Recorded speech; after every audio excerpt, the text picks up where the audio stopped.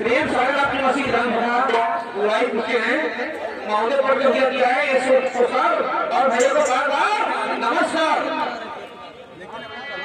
लेकिन उधर से रहना क्या है?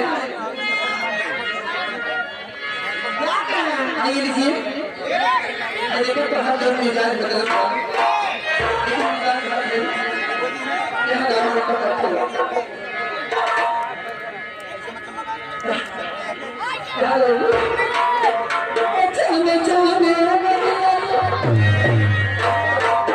ये जाने इनके सबको मिजाज एकदम बदल गया।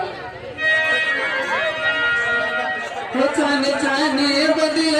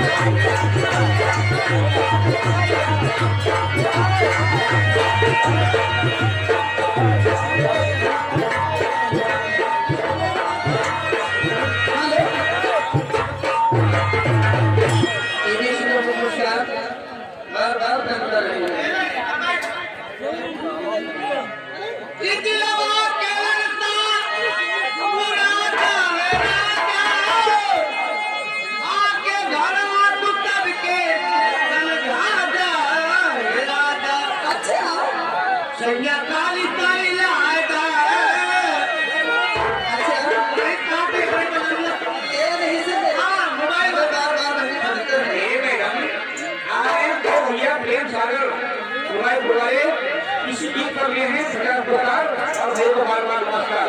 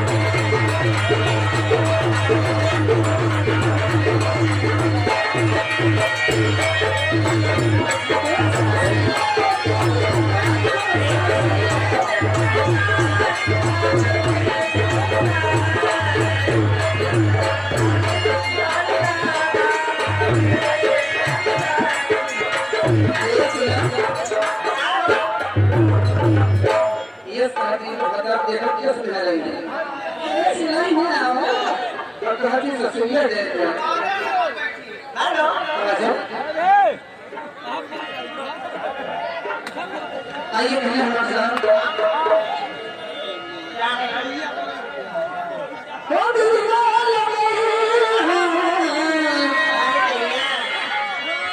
है